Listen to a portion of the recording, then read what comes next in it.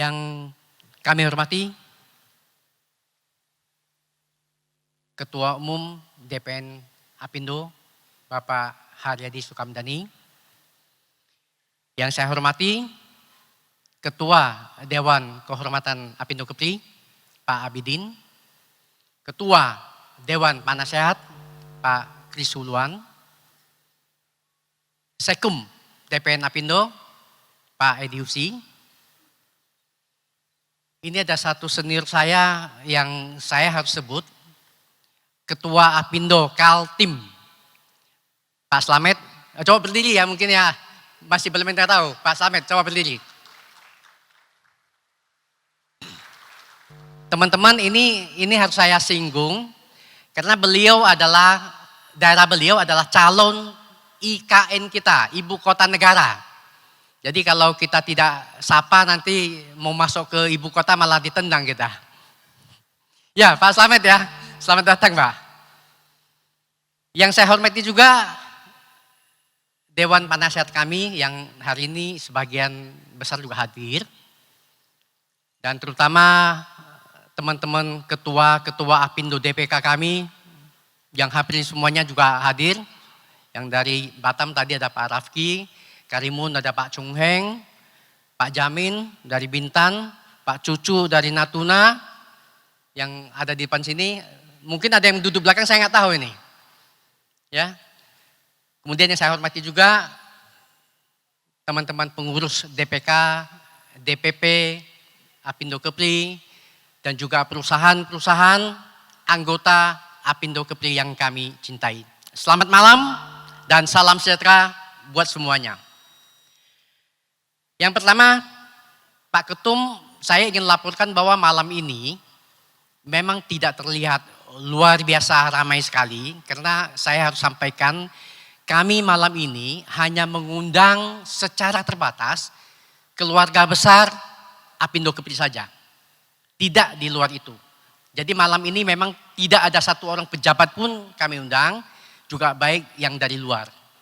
Karena saya anggap malam ini kita pengen bicara sedikit mengenai masalah intern. Karena selama 3 tahun belakangan ini, kami walaupun tidak bisa bertemu seperti ini, karena masalah memang dilarang, memang tidak memungkinkan.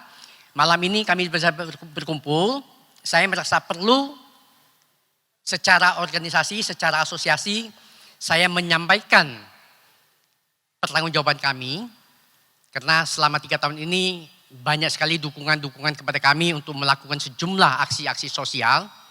Jadi saya pikir malam ini adalah malam yang baik untuk saya memaparkan, melaporkan sebagai pertanggungjawaban kami Pak. Selama 3 tahun belakangan ini tercatat ada 4 aksi sosial besar yang kami lakukan. Yang pertama, saat pandemi mulai berlangsung, kami memang sempat mengumpulkan semua pengusaha-pengusaha bersama teman-teman kami di PSMTI dan juga Yayasan Ceci.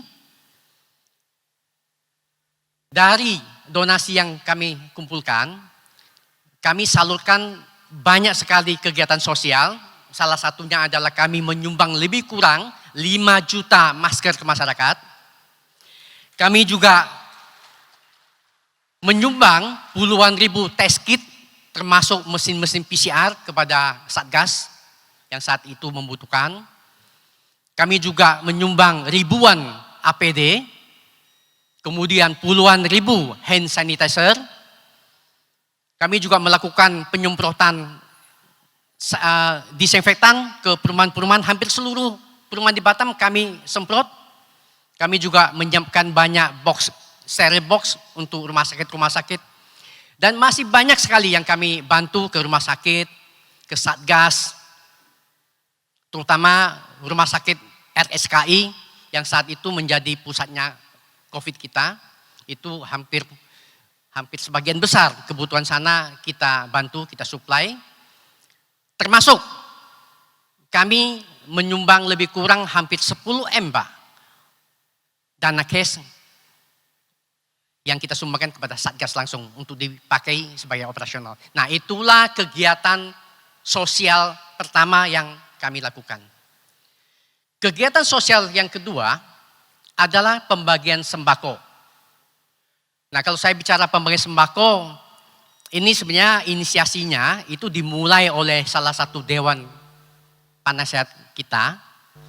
Ada Mr. Ali Ulay mana ya? Ali Ulay, ayo berdiri dulu biar orang tahu semua ini. Tepuk tangan buat Ali Ulay nih. Nah, beliau yang inisiasi waktu itu mengumpulkan sejumlah teman-teman untuk mendonasi beras waktu itu. Ya, setelah beras itu terkumpul kira-kira ya lebih kurang dah 100 ton. Beliau telepon Pak Abidin, telepon saya untuk minta bantu supaya didistribusikan kepada orang yang membutuhkan. Nah, Pak Abidin sempat tantang ini. Kalau nggak 150 ton minimum kamu jangan cari kita lah, gitu loh. Tapi ternyata bukan hanya 150 ton, ternyata sampai di atas 500 ton terkumpul beras-beras itu. Nah, ini yang sumbang beras ini kan bentuknya karungan ini, 50 kilo, 50 kilo. Padahal kita kan harus packing jadi 5 kilo, 5 kilo. Nah, untuk kerjaan itu saja, jujur untuk kerjaan itu saja, kita butuh lebih kurang tiap hari sebanyak 30 sampai 40 orang relawan untuk mengpacking selama 6 bulan, Pak. Jadi saya sangat berterima kasih kepada teman-teman, ya terutama banyak yang membantu kami adalah dari teman-teman Wihara Maitreya, kemudian juga dari teman-teman kami dari PKTM. Kami juga terima kasih kepada Pak Aneng yang menyiapkan gudang secara gratis buat kami pakai selama mungkin 8 bulan. Juga terima kasih kepada Pak Siha yang juga dukung kami forklift untuk angkat-angkat. Jadi itu memang kerjaan besar sekali. Teman-teman bayangin saja, akhirnya total yang terkumpul itu ada 150.000 paket. Nah itu ketika kita distribusikan, kita minta mobil tentara datang, itu diangkut lebih kurang 200 truk lebih gitu. Karena satu truk itu nggak nyampe bisa 1000 bungkus, 1000 bungkusnya 7 ton. Mobilan rata-rata ada yang kecil itu hanya 2-3 ton aja, jadi luar biasa. Ini sebuah kerjaan yang sangat luar biasa juga. Nah, aksi sosial besar yang ketiga, itu adalah pembagian nasi bungkus, yaitu 1000 nasi bungkus per hari. Nah kalau cerita yang ini, saya juga teringat bahwa inisiasi ini justru dimulai oleh Ketua Asosiasi Pengusaha Korea Batam Kepri yang dipimpin oleh Ibu Sonia. Sonia kok nggak ada di sini? Coba berdiri. Ayo Ibu Sonia tuh di situ tuh. Tepuk tangan Ibu Sonia. Beliau datang ke saya waktu itu, bilang Pak dari kami pengusaha Korea kita mau sumbang nih, tapi uangnya tidak banyak. Kita mau sumbang 100 juta. Nah waktu itu memang pada saat pengusaha Korea mau sumbang, waktu itu memang sumbangan yang masuk donasi itu udah banyak. Sumbangan beras juga banyak. Jadi saya kasih inisiasi, saya bilang gini lah Bu Sonia, kita buatkan saja jadi nasi bungkus dan kita bagi langsung kepada masyarakat yang membutuhkan. Target saya 1 hari 1000 bungkus biar menggigit. Dan nanti nggak apa-apa, kita mulai kalau kurang saya yang talangin, saya bilang. Kita mulai dengan 1 bulan saja dulu. Kita jalankan. Tapi luar biasa. Luar biasa dan kalau saya cerita saja saya agak merinding ini, jujur aja. Bahwa feedback daripada masyarakat pada saat itu begitu luar biasa. Artinya gini, kita melihat warna saat itu, ini bukan lagi orang-orang miskin, tapi semua warna ada di situ. Dan termasuk jujur saja, mohon maaf, yang orang yang Tionghoa, yang biasanya tidak pernah itu, sekarang juga ikut antri gitu loh. Sangat miris. Jadi saya sampaikan kepada Pak Abidin, kepada Pak Kirsuluan, situasi seperti ini, akhirnya beliau menyatakan, Cahya, ini cukup kena sasaran, kita teruskan saja. Kita lanjutkan lagi 3 bulan. Pak Abidin bertanggung jawab untuk kontak teman-teman, beberapa teman-teman untuk kumpulin dana. Kita lanjutkan lagi. Ya memang tidak banyak teman yang dikontak beliau, hanya ada 4-5 orang. Dan ini berlanjut Pak, 3 bulan ke depan. Begitu berlanjut, wah itu feedbacknya luar biasa memang. Dan ini terus mengalir. Setelah itu, datanglah orang sumbang beras lah, orang sumbang ayam lah. Kalau cerita sumbang ayam, SNL itu saya jemput tangan tuh, Kak Aneng. Itu hampir tiap minggu dia kirim ayam. Kemudian ada teman-teman kirim ikan. Dan yang lain, kirim sayur segala macam, luar biasa. Dan ini berlanjut, seperti air mengalir gitu loh. Sampai mencapai 1 tahun 2 bulan. Kita berbagi tiap hari tanpa berhenti, terus menerus.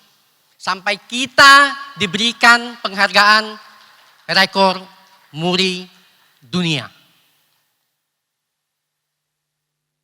Nah kita 1000 bungkus itu memang kita tidak bagi di satu tempat ya.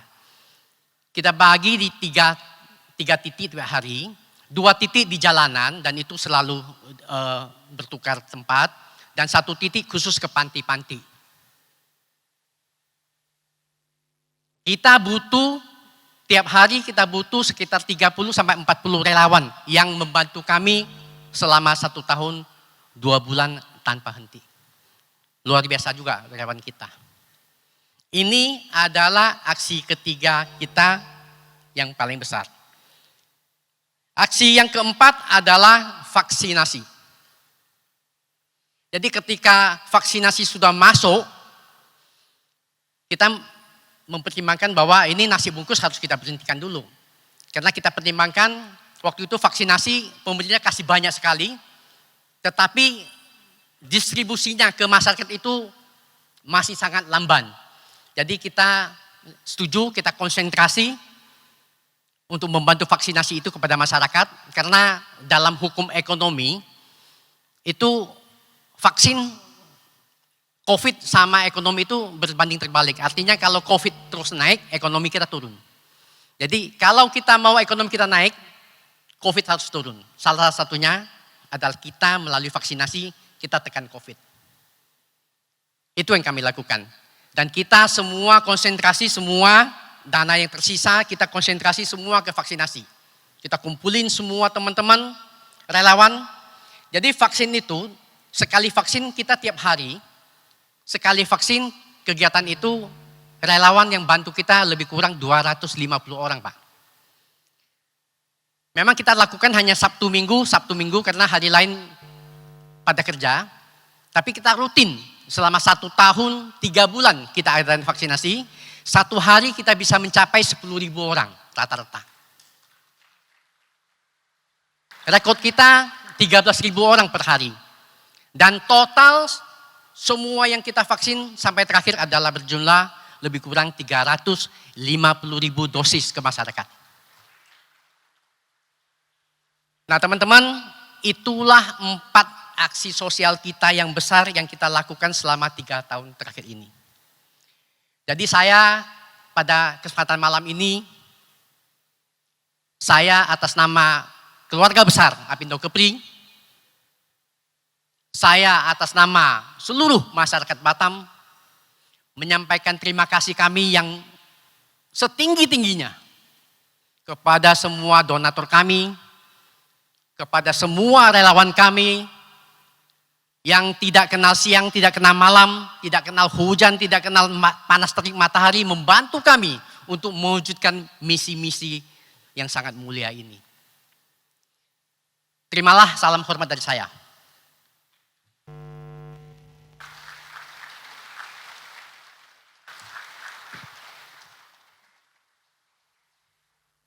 Lampunya buka dulu, lampunya buka dulu. Lampunya buka dulu. Ini ada sabotase. Lampu buka dulu. Buka.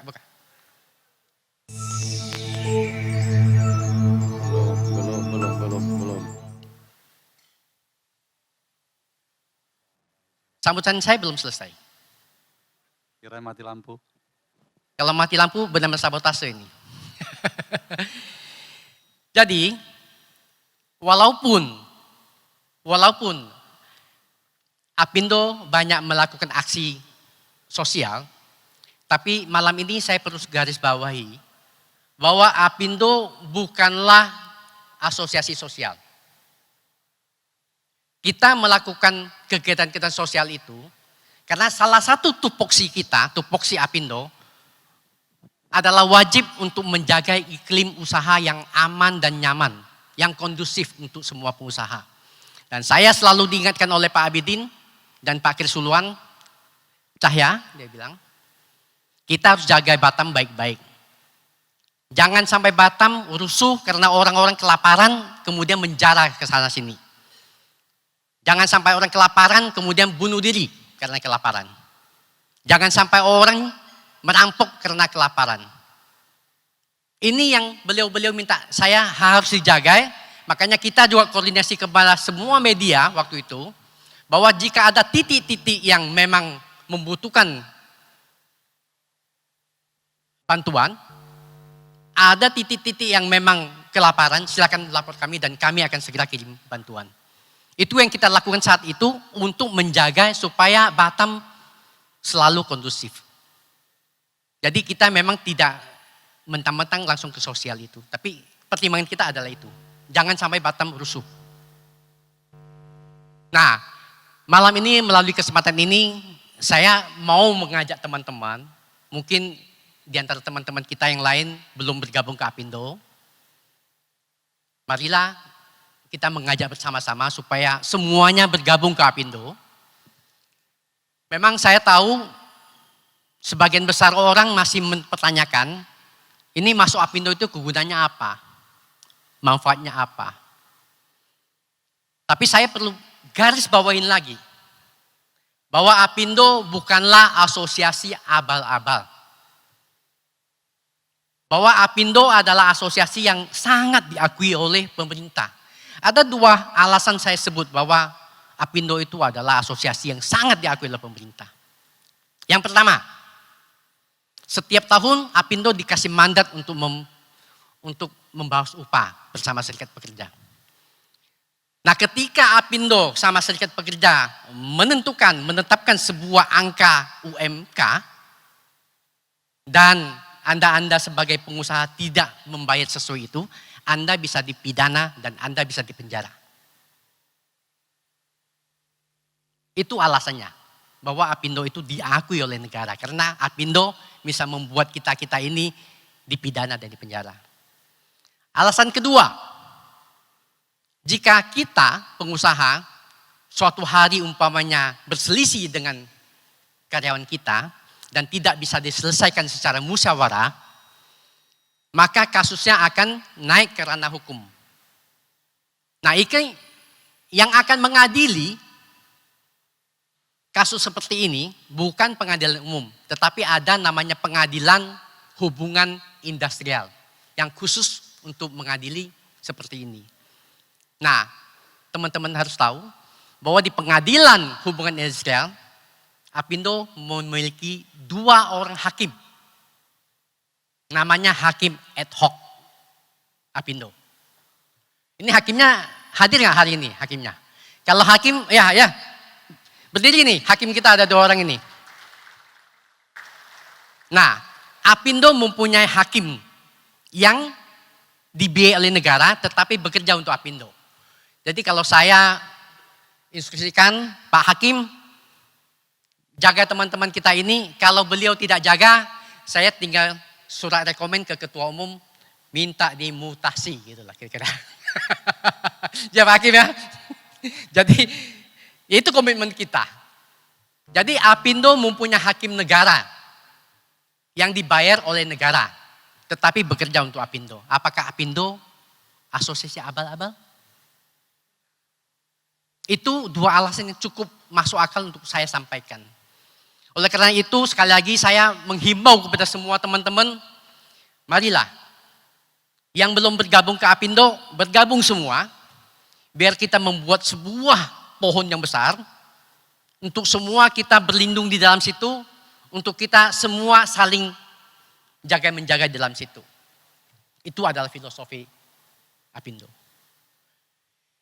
Saya pikir hanya itu yang mau saya sampaikan. Kemudian tidak lupa saya sampaikan lagi bahwa besok pagi kita ada acara Golf Apindo. Ini golf kita adakan bukan untuk gagah-gagahan, tidak. Tapi kita berpikir bahwa COVID sudah mulai terkendali. Dan kita sebagai asosiasi pengusaha perlu untuk mendorong supaya roda ekonomi ini bergerak lagi. Oleh karena itu, Apindo menginisiasi melalui turnamen itu dengan tujuan kita ingin menarik turis, ingin menarik investor supaya bisa berkunjung dan berinvestasi di Batam. Itu tujuan kita. Dan besok turnamen ini berhadiah lebih kurang total 10M. Oleh karena itu, teman-teman yang belum bergabung, besok langsung bergabung. Terutama bagi orang yang baru belajar golf, besok ikut. Mana tahu sekali pukul masuk lubang, hadiah mobil 1M bawa pulang. Gitu ya.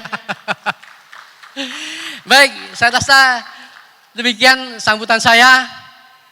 Lebih dan kurang saya mohon maaf. Selamat malam dan terima kasih.